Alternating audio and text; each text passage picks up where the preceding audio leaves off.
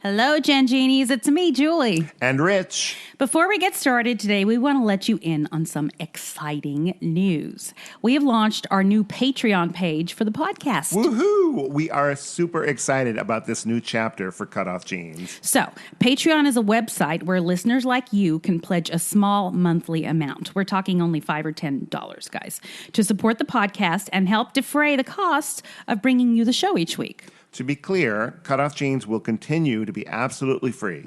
But to thank you for your support, we are going to offer our patrons some fun little extras. Like early access to the podcast every week, where you'll get to hear the latest episode before it's released to the general public. And why not make your friends jealous with exclusive patron-only Cutoff Jeans swag? Fancy. And here's something you guys have been asking for, and I'm really looking forward to this. I'm going to host a monthly, hour-long, online Ask Me Anything session where patrons at the $10 level can literally ask me anything. Anything? You're a brave woman, Julie. You know, I know.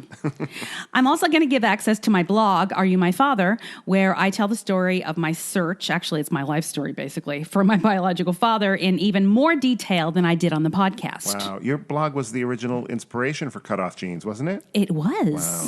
Well, all patrons at any level will receive a shout-out on the podcast along with our undying gratitude for your support. Yep. You guys know that this show is a labor of love for me. It's something I'm very passionate about. It'd mean so much to me if you would consider supporting our work here on the podcast by going to patreon.com/Cutoff Jeans Podcast. That's Patreon, patreon.com/Cutoff Jeans Podcast. We'll add a link to it on the podcast and on the Facebook page.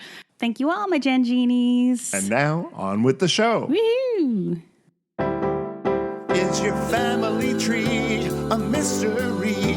Are you fascinated by genealogy? Well, hip, hip, hooray, let's talk DNA with Julie. The truth is in your genes. In Cutoff Jeans. Welcome to Cutoff Genes, the podcast that helps you find your truth using nothing but DNA. I'm Julie Dixon Jackson, and I am a genetic genealogist, henceforth known as a Gen Genie. Guys, I am all by myself here at my desk today because Richard Castle has a musical deadline this week. So I'm on my own.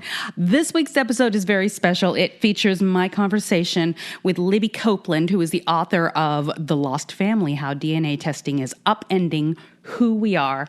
We had a great conversation the other day, and I want you guys to hear it and let me know what you think. And I will see you on the other side.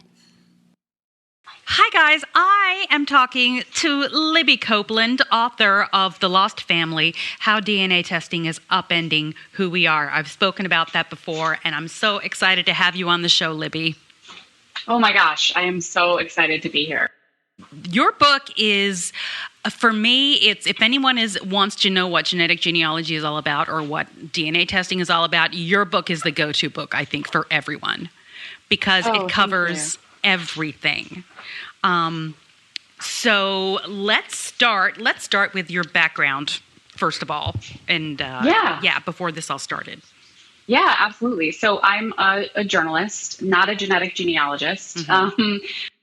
I spent about 11 years at the Washington Post. Now I freelance, and I write often about the intersection of like science with culture and human behavior. So how those sort of three things act together. And I wrote a piece for the Post 3 years ago about a really interesting genetic genealogy mystery that was undertaken by a woman named Alice, who had tested back in 2012, kind of at the dawn of autosomal DNA testing, and how her results were very confusing and the explanation wasn't expected, and she kept dismissing theory after theory, and eventually after about 2.5 years was able to unravel the beginning, an explanation for her genetic mystery that was quite surprising. And so that piece ran in the Post, and it got this like really big viral reaction, and I started getting emails from readers, and I got actually over 400 emails from people who wanted to share their own DNA testing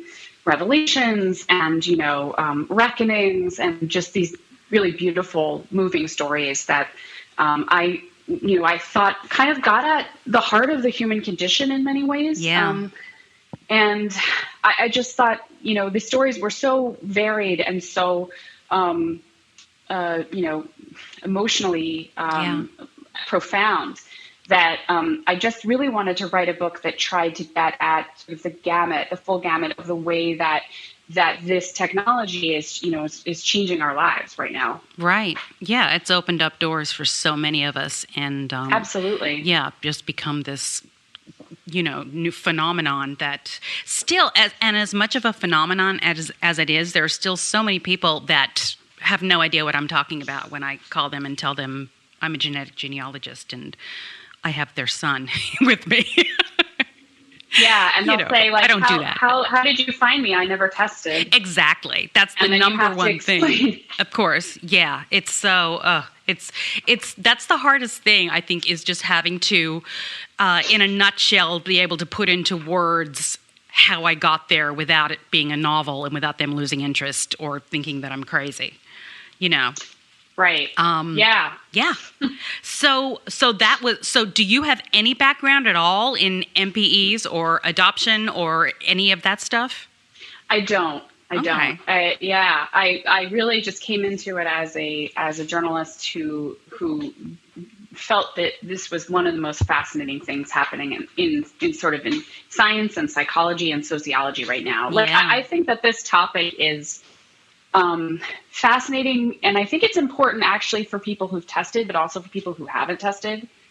Right. Because I think, not only because all, every, if one person in a family tests, everyone else is affected. Yes. And, but also because, the questions that are raised by DNA testing are older than DNA testing. They're about identity and your orientation on the world, your sense of how you identify in terms of your culture. Like, these are things, and and how do you define family, right? And all this stuff, things that we've wrestled with forever, really. Right. And so, these things of, how do you think about, how do you define your family, or how do you see, your origins and the importance of your origins, and is it a question of genes or is it experience? All of these things are important to human beings. Yeah. And so I think the DNA testing kind of just makes them more clear and obvious and gives us an opportunity to engage in more conversations and to see, like, the nuances. Yeah, I agree. And it also, it basically, they're facts. It's just facts. And, we can only be informed on anything by truly knowing the facts. And I think it empowers us all, in our journey to know what is what and what it means to us. But you can't really know that unless you know that it's truth. You know what I mean? Right. Yeah. Yeah, exactly. And, like, so many people have told me, like, that they were glad to know the truth, that the facts really, really mattered to them. Yes. Regardless of the facts themselves, the fact of knowing the truth of what happened can be a kind of a profound gift to someone who was denied that truth, even if they never even knew for 50 years of their life that they were denied it. Right. Absolutely. So many people say to me, "Well, why do you want to know? What difference does it make?" Or they ask about other people, and all I can say is truth. Some of us care about the truth. I don't like being lied to ever, and I don't lie ever. So I just it's really, for me, it's changed the orientation of where my life is going. Wow. And and now what I'm doing with my life, obviously, because 4 years ago I was not a genetic genealogist. It's amazing. So how long did it take you to write this book? When did you say you started? Yeah, so I wrote the piece on Alice in 2017, and then I got all those emails, and I started reporting those stories and writing a proposal. Okay. So it took a few years, depending on how you measure it, 2 to 3 years. I guess probably 2.5. Where did you start? What was the first thing you thought you needed to cover? Yeah, so part of the idea behind the book was I wanted to take Alice's story and expand it, right? Mm-hmm. And I wanted to go back 100 years to the beginning of sort of genetic mystery. And I wanted to fly out to Washington State, where she lives, and sort of crawl around inside of her brain. So Alice's story was in the Post at 6,000 words, which is a long length for a newspaper article, but nothing compared to what you can achieve in a book.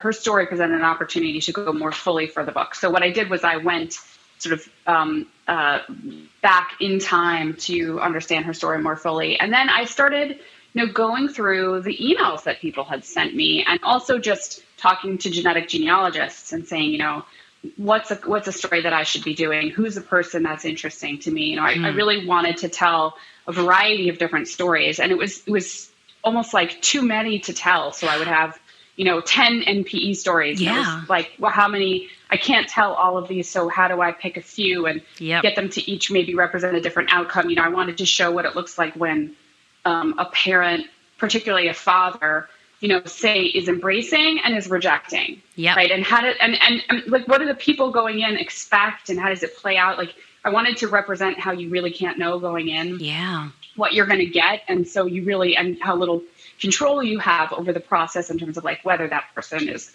because it's, historical reasons and pain and shame and whatever the circumstances were, that, in some ways has everything to do with you, and in some ways has nothing to do with you, in the sense that you are not responsible for how you came into the world. So, I wanted to show how that can play out for people sort of without judgment, not to sort of blame the father in this case, in this instance, but just to sort of say, like, this is sort of the suite of things that's happening in America right now. Yeah. So I looked at the NP, situation of NPEs.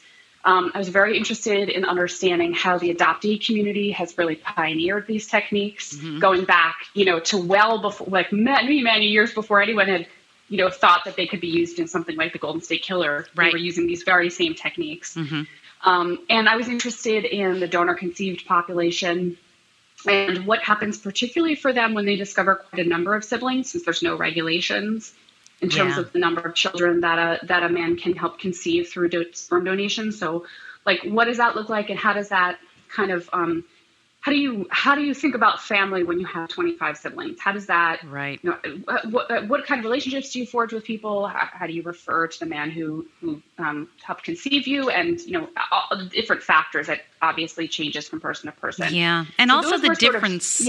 Also the difference between being told that you were adopted or donor conceived, and finding out later in life.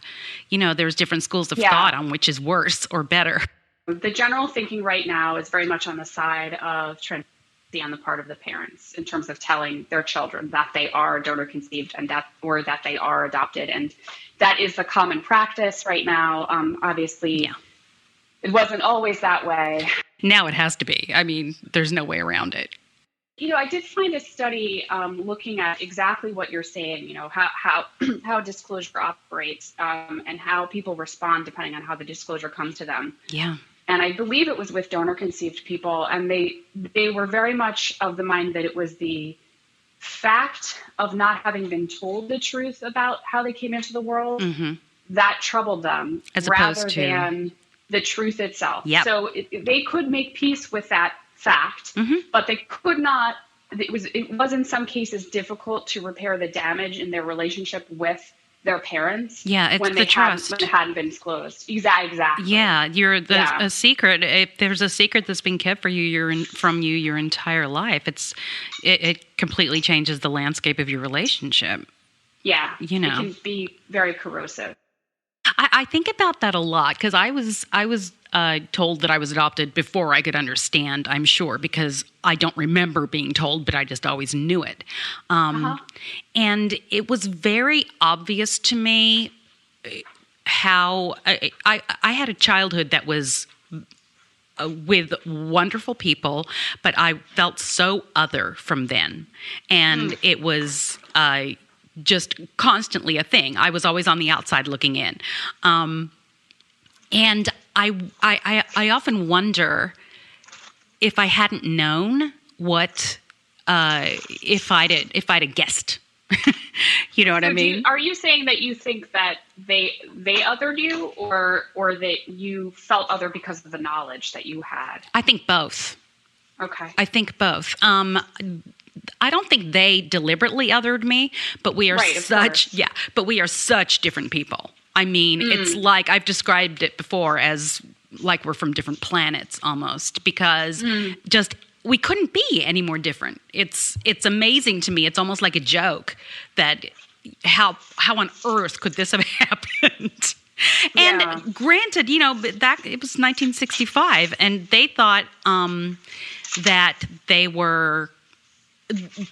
people were of the belief then that you were born a gummy bear with no history and no anything, and they could mold you into whatever they thought you should be, mirroring them. And that's not the way it works. And I have friends that, meshed and blended right in. And for me, it was just a different thing. And my guess is I would have guessed. You had asked, where did I start with the reporting? And it's like, there's no way to answer that because I just kind of, there was just so much to do and I just started it all at once. But it just peels like an onion. There's just totally more. Right. Yeah. Totally. Yeah. But one of the first things I did was I tried to figure out how I could tour a lab. I wanted to see a direct to consumer DNA testing lab. I wanted to see what that looked like. So you went to the Ancestry, right? So I didn't go to Ancestry's lab. I went to Ancestry's headquarters in Lehigh, Utah. Okay. Yeah, and I toured their headquarters and got to see their operations, and also one of the rooms where they scan archival materials, which was really cool. Oh. Yeah, and it's just this massive gleaming building, relatively new building in Lehigh. And then I also went to Texas and to Houston, and I visited Family Tree DNA. And they have their lab on site. And so Bennett Greenspan himself, the founder, took me through. I had to wear booties on my feet and a little white jacket and sort of tour and, see all the whirring pneumatic machines and they're turning and sorting and stuff. So that was one of the first things I wanted to do because I just needed to see, and of course I could not understand entirely everything that I was seeing, and I had to kind of go back and fact check the whole thing and make sure I understood it. It was just complicated. Everything, I had a geneticist read the book, everything had to be vetted in terms of scientists. If I interviewed a scientist, I would write them afterwards and say, I think I understand what you're saying, but is this capturing it? Am I using the terms correctly? Yeah. Because I was just very aware that, not being myself a scientist, right? There's been an incredible amount that citizen scientists have contributed to this field. And they've done things, as I learned during my reporting, citizen scientists, genetic genealogists have been able to pioneer things that nobody else did, which is pretty incredible. Yeah. And then there are just some science terms that, and language and things that I needed to know. I needed to make sure were being used correctly, and I had to go to scientists directly to get that. Right. And that's what I loved about it, because it was so succinct and because it was, in writing basically and published. I could, because, when I started this podcast 100 episodes ago, I was a citizen scientist, but I was just conveying what I knew just to, educate other novices. But a lot of what I said was, it was hard to explain. It was hard to know the correct way to present it. And communicating science is really, really hard. It's really, it is really hard without, it's either boring or you sound like a 5-year-old. Right, exactly. It's either too simplistic or too granular. And, and I wanted The Lost Family to be a book that people could read and not get bored by because the science was so complex. I wanted it to be for a mainstream audience. Yeah. So that if you were really, really into it, you already didn't know a ton, that would be okay. That I could explain sort of the basics and then keep you going with the force of the narrative and the people, because the people are the thing to me that's most sort of important about DNA testing. It's how are we changing the way we think and changing the way our culture operates and how we see ourselves and see one another. These to me are profound cultural changes. Absolutely. I think we're going to look back on this and say, that this say from 2000 to 2020, from the founding of, the first DNA testing lab for ancestry purposes to now, like we're pivotal decades in term, and we're going to continue to change. And I think, the era of those genetics family secrets is basically over. It's nearly over for many families. It's already over for many of them. Yeah, that's true. Was there anything that you had to amend by the time you got to publishing because the science had changed or there was new information? Well, the thing that I was like tracking throughout the writing of the book was the rise of investigative genetic genealogy, which was something that hadn't happened. I think just when I sold my proposal to write the book in April of 2018. And that's exactly when I first started doing the podcast too. So that was part of the, you started with a bang talking about the Golden State Killer. Exactly. Well, I started it because of my story and because then I, started doing it for other people. But that was so in the zeitgeist at that time. I was like, well, perfect. Oh. Yeah, I think the Golden State Killer case, which was April, May of 2018, really brought this whole topic to many people's attention. People, maybe hadn't paid attention before. Suddenly they definitely knew. And so, that started out, and then it was like, oh my gosh, all of a sudden, Parabon is coming into existence, and Family Tree DNA is developing its own investigative genetic genealogy unit. And I'm watching the numbers of cases that are being solved, and it's 15, 20, 30, 40, 50, 60, 70, up and up and up. And I just had to keep updating. There was one chapter of the book that had to do with, the use of genetic genealogy and commercial public commercial databases for this. And I had to keep updating that chapter.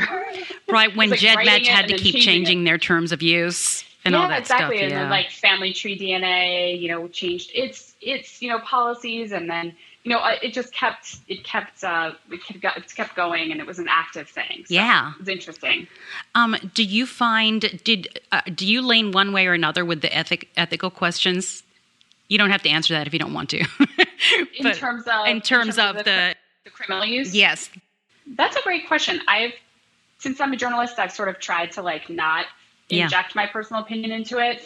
Which is what I love about the book, by the way. Oh, thank you. It's great. Yeah. No, so I interviewed a lot of people, and I came to the sense that really good people could disagree on this. I've heard really compelling arguments from both sides. And when I say both sides, it's really like not both sides. It's like many, many sides, right? Because you hear from the families of victims, victims from 50 years ago, who've never had anything approaching closure, right. If such a thing is even possible with a violent homicide. Yeah. You hear from civil libertarians, you hear from privacy experts. There are legal experts who will talk about, the concerns over slippery slope. And then there are bioethicists who will weigh in and say, well, this will work, but we have to have a definition of what this is going to be used for. What's interesting to me is there's been a little bit of public polling on the issue.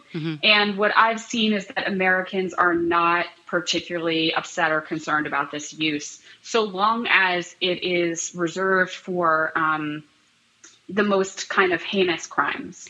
Right. And so I think the question will be, as this develops, and maybe it will get tested at a higher, in the Supreme Court at some point, in terms of, it hasn't really been tested in the courts. But maybe it will get tested at some point. But I also think, one of the questions is going to be, how does it get used? And if it's used for certain kinds of crimes that people think, it shouldn't be used for, will that shut down the use? Or will that not happen because there's enough folks in law enforcement who want to keep it protected that they're going to continue to use it mostly for homicides and rapes. And, right. I mean, that only makes sense, really. It would make sense that it is used for heinous crimes as opposed to... I think if it's expensive, too. I think that's the other piece of it, is that this is not something that law enforcement agencies can necessarily easily afford. Right. Yeah. So they're going to use it on that case from the 1970s that was never solved, right, rather than a case that can be solved another way or a case that's a lower level. I just got to the part today where you were talking about Krista Driver. And Yeah. her story is very similar to mine. Oh, So it was interesting. like, it's not just me. I mean, I knew it wasn't just me, but I wrestle back and forth because my mother still swears that there was nobody else.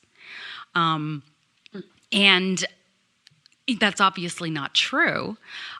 So I don't know whether, she's protecting this lie or that she literally has lived with this lie for so long that she believes it's true. And, or there was trauma involved, all of these things. And I'll never know because once I found who my father was, he passed away 10 years ago. So you have biological mothers who are not forthcoming at all, but she's always been incredibly forthcoming, except for in that case. Yeah. So you mentioned Krista Driver. So she's Yeah. actually a psychologist who had the experience. She was adopted and had the experience of knowing one man as her father, who she discovered, I don't know, maybe in her teens or adulthood. I can't remember exactly. And then, turns out that man is not genetically related to her, even though she had a relationship with him and had a affection and I think a connection, I believe, with him. But there's another story I write about, which is the story of a woman named Lori who, her mother, as far as she could tell, truly didn't remember this other relationship that had resulted in Lori's conception. Right. Lori really struggled to understand that and later said maybe her mother did remember, but it was just like something maybe that she didn't want to remember or suppressed or, there's all sorts of ways that, or maybe didn't want to talk to her about, there's all sorts of ways that perhaps selectivity and memory can work, to create a narrative for ourselves that maybe, doesn't match up with the facts once you have the DNA available. Right. It just seems like such a significant thing if you've only ever been with two people your entire life, but it actually was three. You know what I mean? I struggle with it a lot, and I know she does too. We don't even talk about it anymore.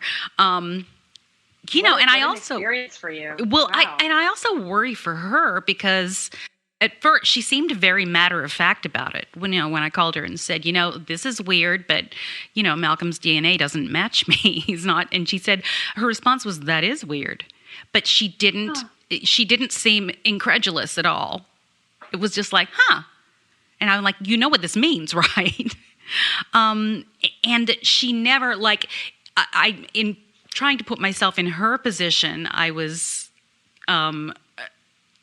thinking, okay, well, if it were me, I'd be losing my mind thinking I'd had sex with somebody and not remember it, and a pregnancy occurred because of it. So I was like, maybe you should get some help. Maybe you should, go see a psychologist or something, because I don't know where she is with it now. I pretty much don't think, even if she does remember, it's never going to come out. Although I would love the story because I can't put it into context how it all happened. What a supreme, cognitive dissonance, right? Yeah. To have this mystery that you cannot solve. He's no longer alive to ask. It's like a riddle that without an answer. Yeah. And I can just only imagine how frustrating that is, because the people that I've interviewed, and I haven't been through this experience, so I can't say that I know it from personal perspective. And I know everyone's story is different, and everyone gets to define their story, and that's very important. But what I've heard from people over and over is that it's hard to tell your story when you don't know the truth of your own beginnings. Right. In other words, if you don't have a start point to your story, if you don't have in the beginning or once upon a time, how do you tell the rest? Right. Well, and this is a hurdle that is so frustrating because everything that I've done has been because people said, "Oh, you'll never know." You know what I mean? I don't know who my father is before DNA. Well, I mean, I know who he is, but I don't know where he is. Right. Well, you'll never be able to find him. And I found him, and then it wasn't him. And then they're like, well, you'll never know now. I'm like, this is where DNA comes in. And I knew it would just be a matter of time before I figured it out. And so victory. And I did that, and I have this whole new family and relationship, and these people are incredibly welcoming, but I still never get to know. Yeah. And that's one that science can't even change, which is the most frustrating part of all, because science is there everything. are some questions that DNA can't answer. Yeah. And that's one of the things I write about in the book, is that there are just these questions that can't be answered, and it's just so frustrating for people. Yeah, it is. So, we put it different places and try to do the best with what we have. I mean, first world problems, I guess. I mean, I can imagine how it all happened, I suppose. But yeah, I'll just never know. And that's okay. Well, I'm curious, do you think that you channel some of your curiosity about yourself? Is that part of what drives you to help other people? Absolutely. And it just, because I've known all my life that I needed answers, that I needed to feel roots. I always explain it as you feel like kind of like you're floating in space, and you don't feel connected to the earth. And it's not about having a new family, and it's not even about love. It's just about truth and having a past and being able to say, those are my people. When I was in school, I was never interested in history, and now I love history. But I think it's because I couldn't place myself there. I didn't know what part of it was significant to my story. Right. You know what I mean? And I hate not knowing. I just hate not having answers to things. Yeah. I'm that kind of person. So this, for me, has been a blessing. I mean, this has completely given me a different purpose in life. It also, I had a very traumatic event happen 4 years ago, almost 4 years ago, when this all started. And that was also life-altering. And I was able to kind of dive into this so that I could keep my mind occupied and not dwell on the other thing, the horrible, which somehow played into the whole adoption thing too, which is which sucks. By the way, that's another reason why I defend and help adoptees so much, is because of the way some adoptees are treated and talked to by people who know nothing about what it's like to be an adoptee, and are accused of being ungrateful because they were saved. And if you love these people, then why are you looking for other people type thing? That is absurd. But a lot of people can be convinced that way. What other questions do I have? Did you have resistance from anybody you wanted to talk to? No, I'm trying to think. I mean, there were times, times when the people who sort of, there was a particular case of a woman who did not know that she was adopted until she took a DNA test. And she actually went through a radical hysterectomy because she thought she had ovarian cancer as a result of a number of symptoms combined with her family health history. But it wasn't her family health history. Which wasn't hers. And she had gone to her mother and interviewed her mother to get that family health history. And her mother had not taken the opportunity to tell her at that point that she was adopted. Yeah. Wow. Yeah, it's a brutal story. Yeah. Anyway, so for that instance, I did call the mother and she didn't call me back. Oh, I can imagine. I wasn't shocked about that. Yeah. There are, but for the most part, the people who were reaching out to me were, they were reaching out because they wanted to tell their stories. Sure. And so I had, almost too much. Yeah. But, one thing I did want to say was that the beauty of your metaphor, where you were talking about feeling like you were floating above the earth, I think you used that word. Yep. And then you were looking to be rooted. That language is so familiar from other people that I feel like it must describe, you know, there's got to be more study, I think, of this phenomenon in terms of the language we use and the psychology that it describes, because I've heard so many people use what I've come to think of as the lonely boat metaphor, which is a description of feeling adrift or feeling like you're in a raft but that's been pushed out, that's been separated from an island, or feeling, you know, like you're all by yourself on a boat on the water. There's different descriptions of that I've heard. And that description you gave of sort of being floating over the earth is sort of similar. And then there's also the description of rootedness. Yeah, is very similar. The first time I heard that was an adoptee named Gay who told me that several years ago and talked about, and I had a literal vision of it when she described the importance of feeling her roots go down into the earth, just knowing where she was from. Like a physical connection to the ground. Yes. You know, I don't know how else that's what explains the most what I feel. And the adrift thing makes sense too. You just feel like you're other than everybody. Cut off, kind of. Yes. Yeah. It's a strange, and you're made to feel guilty for feeling that way. Because people are like, well, you have a great life. What do you know? That's what I'm working against at this point. Since starting being a genetic genealogist, I've learned a lot. I've gained a lot of understanding of biological families and biological mothers especially, and what they have gone through. And I respect that. I think I'm more understanding of that than I ever was before, now that I've spoken to so many of them and read so many books about it. It's interesting when the same language comes up over and over for different people. You realize it's a way of looking at the world and inhabiting the world that's got to be commonplace. You know, if the same descriptions arise over and over. Yeah, exactly. And there's something to be, when I was growing up, it was a big secret that I was adopted. My parents which added to the feeling of, well, there must be something wrong with me then that I'm adopted, or if it's a secret, there must be shame involved in this.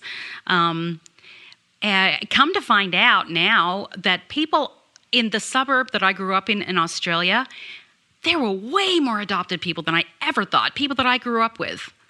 That it was never, and they've reached out to me now and say, hey, I was adopted too. You know, I lived right around the corner from you. But I had no idea. All known. Yeah, I thought I was the only one, me and my brother. So what is next? What are you thinking of? Are you thinking of doing a follow-up to this? It was released quite recently. Yeah, it just came out in March. Yeah. Yeah, that's a good question. I'm not sure. I'm sort of still, following the field, writing about the field. I've started writing little for Psychology Today, just about DNA testing and sort of like the implications of it in people's lives. Yeah. Looking at writing for the topic out for I've written for some other publications as well. So I'm just sort of doing that, and I don't know exactly what's next. I mean, I loved writing this book. It was an incredible journey, and I would love to do another one. But I would need to figure out, is it related to this? Is it something else? Because, people probably tell you when you write a book, it's like a marathon, and you have to believe in the topic and find it fascinating enough to really pour yourself into it. And this is definitely that. So I'm taking a breather right now. I'm like homeschooling my kids, or whatever you call it, the distance learning thing, and tearing my hair out in between, baking. Sure. Whatever else it is we're doing, walking and wearing masks. And just, trying to figure out, at some point, hopefully I'll have a little bit more time to figure out what is next. I get the sense you're probably on the phone a lot. Yeah, I'm on the phone a lot.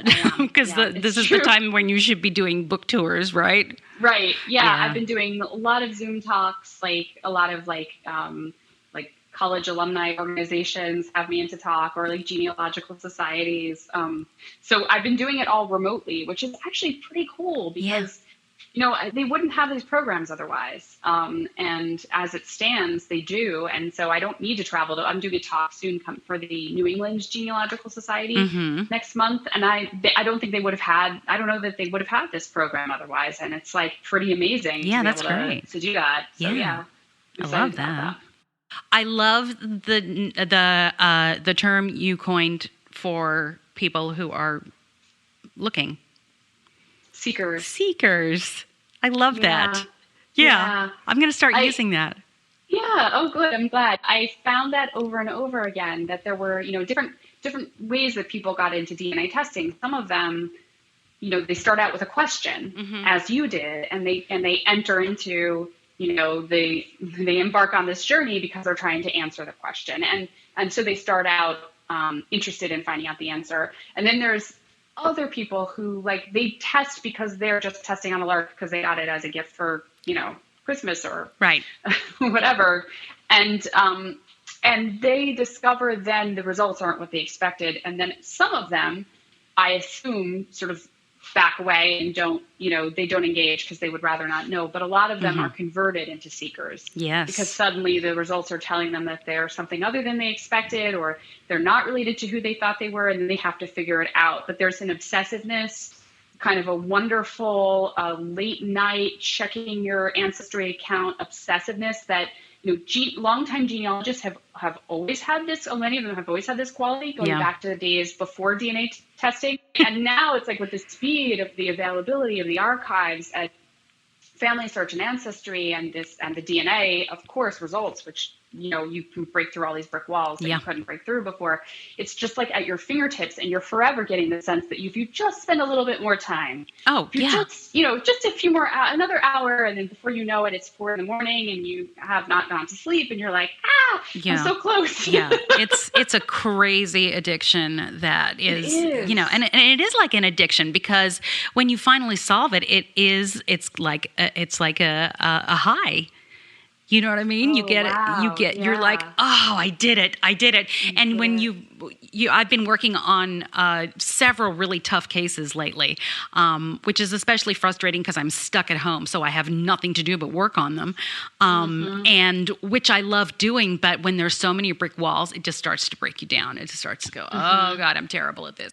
And then yesterday, I had 2 amazing outcomes that were totally unexpected. I thought it was going to take months. And I was high the entire day. Of course. I was a different person. I was yeah. You had solved the puzzle. It's like winning a chess game against a grandmaster, right? Yes, exactly. Exactly. Oh, it's such a skill to be able to unravel puzzles like that. Do you have any final thoughts, Libby? What did I not touch on that maybe you'd like to get across? Good question. No, I just I kind of found the process of writing this book like deeply humbling, I guess I would say, because I've been a reporter for a long time, and it's my job to talk to people and get them to tell me what's going on in their lives and tell me their stories. And yet these stories that people were sharing with me, and I was so honored by that. They were so intimate. They were so, I think that questions of where you came from, right, and who your mother is, those are get at the most vulnerable parts of us, right? It's you can't help but feel naked when you talk about this stuff, and especially if you've been shocked by some news that tells you that everything is not as you thought. Yeah, and so. I just found the process of talking to people to be somewhat unlike the reporting I had done before, in the sense that it was so intimate and that so it was personal. so personal, and that I would spend very long time on the phone with people, and then we would talk again, and we would talk again, and we would talk after a year, and things would have changed, and that was very interesting. We would talk again a year later, Yeah. And I'd keep in touch with them, and sometimes I would be on the phone with someone and they would tell me something and I would start to cry, which, normally journalists, we try to keep our professional faces on, but but there was just such a vulnerability and such a beauty Yeah. to many of these stories, like such a human spirit beauty, kind of openness. And I think that, the process of this kind of changed me, which I guess I didn't expect. I went into it thinking I was going to be, writing about a particular fascinating topic, and I did. But in the process, it also it changed me in some ways, and I came out feeling just so honored that people were willing to share their stories. Oh, that's great. So, that's sweet. It was really kind of beautiful. Yeah, that is. Yeah, I love that. Yeah. And I can tell by the way the book is written that you have so much respect for everybody's opinions and, everybody's individual story and track, because there is no right or wrong when it comes to this stuff. It's just we kind of all have to feel our way and exactly, and hope for the best and hope that we can. I get hung up on regularly by people that aren't ready to face it, and and as a result, I really don't call people that much. I write letters. So at least I can say everything that I want to say before they shut me down. You know what I mean? They can go back later. They can go back and reread it exactly. and consider if they've changed their minds a year later. Right. Yeah. Exactly. Yeah. But, Libby, thank you so much for taking this time to talk to me. I really, really love this book, and I'm going to recommend it to anybody who doesn't know or understand about what's going on in genetic genealogy and direct-to-consumer DNA testing. So thank you so much. I'm really happy you were so willing to talk to me. Gosh, I hope you and your family are doing well in this crazy. I hope the same for you. We are. Okay, so that was Libby. Thanks so much, Libby, for talking to us and having that conversation with me. I realized that Libby started interviewing me at some point, and I guess that's because she is a journalist. That's what happens. Okay, guys, so this was episode 99. I'm not sure what's going on with episode 100 yet, whether or not we have something special, but I'll let you know. I guess we'll all find out at the same time, huh? So that's it. Have a wonderful week. You can find me on Twitter at Jules Jackson with 2 O's. You can find the podcast at Cutoff Genes Pod. Find us on Facebook, the Cutoff Genes Podcast. Send me an email, julesjackson@cutoffgenes.com. Also, I'd like to remind you to please subscribe, rate, and review, especially review the podcast. That really helps a lot. It really helps our visibility. And until next time, the truth is in your genes.